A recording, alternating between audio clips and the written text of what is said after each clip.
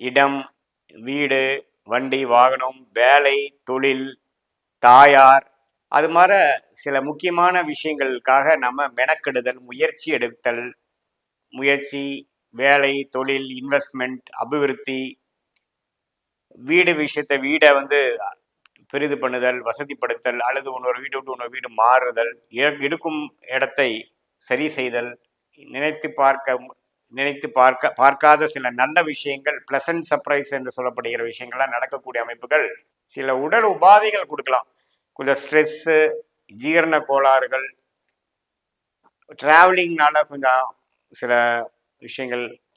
கடந்த 2023-24 இருந்த மாதிரி தட்டி கழித்து போகிறது, பெரிய